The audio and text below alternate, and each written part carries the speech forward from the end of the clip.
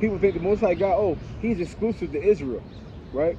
He goes to war for Israel, right? The battery that in his back is Israel, but that's not true, right? The battery in Yahweh's back is righteousness, right? He's for righteousness and he's against evil, period, right? So the Most High God had he had a controversy right here in Hosea for Israel. Why? Because there was no knowledge of God, right? And what's the knowledge of God? The knowledge of God is mercy and truth, right? Mercy, truth, love, all these different things are the knowledge of God, right? And it says he had a controversy with them because what? Because they had no knowledge of God, right? There was no truth. There was no mercy in the land. And the Lord and that's one of the highest evils ever, right?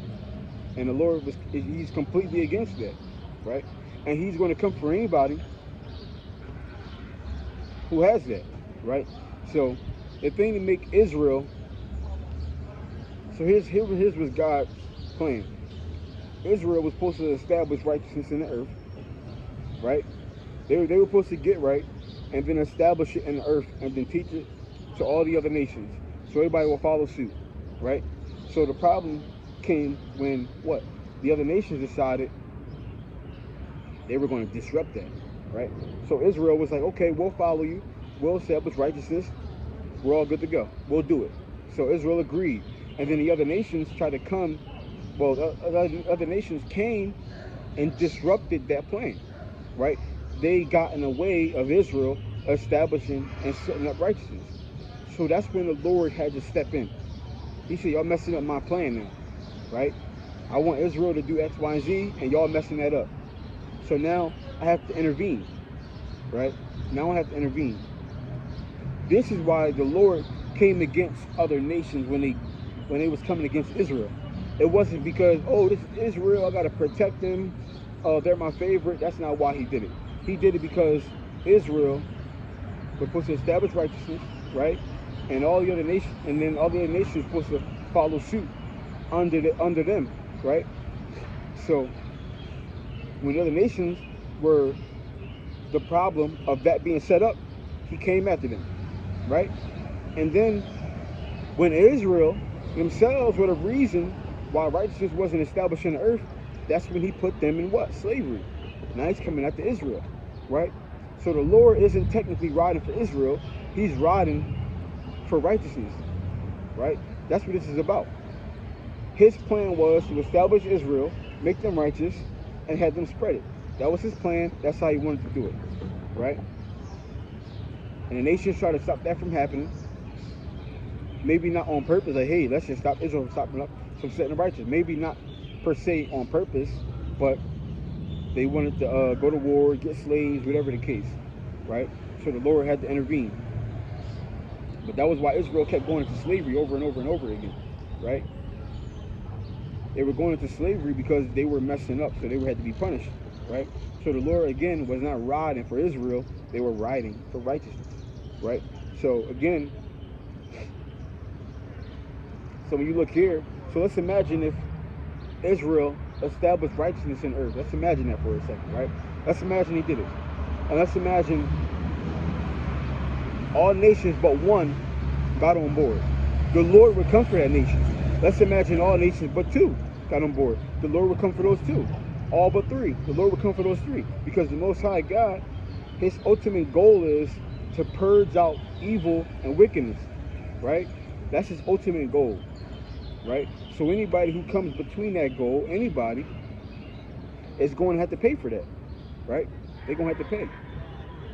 But again, you got people to push the vibration, oh, the Lord is riding for Israel. He's not riding for Israel just because they're Israel, right? Like, for an example, if you got a son or a brother or a sister, right, and y'all are beefing, and somebody on the street is beating them up, you're going to go help them, right? Despite that you beef, that's just despite the beef that you have with your family member, you're going to go help them, right? You're going to do that. So you're going to put aside y'all thing because you're going to try to stomp this out over here. The Lord is not doing that, right? The Lord is not doing that. If you're not right, then you're on the side that's just not right. And he's coming for that side, right? He's not going to say, oh, Israel is my people. I don't care what they necessarily did in this situation. I'm going to go ride for them because these are my people. He's not doing that, right? And matter of fact,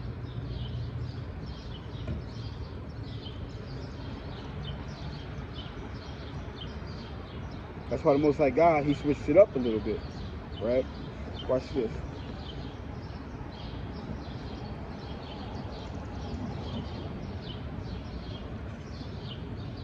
This is Luke 6:35. It says, but love ye your enemies and do good and lend, hoping for nothing again. And your reward shall be great, and ye shall be the children of the highest. For he is kind unto the unthankful and to the evil, right? So the Most High God, he's kind to the unthankful and to the evil, right? So the point on this is the people who follow under the banner Yahweh Hashem Yahshai and love, right? These are going to be the same people who the Lord is going to be riding for, right? So the Lord, he changed it up. He said, if you do what I want you to do, you are the children of the highest, right? You are the children of God now. It's not no longer, oh, you're an Israelite, you're good to go. No, it is now, oh, you're the children of the highest if you do what I want you to do.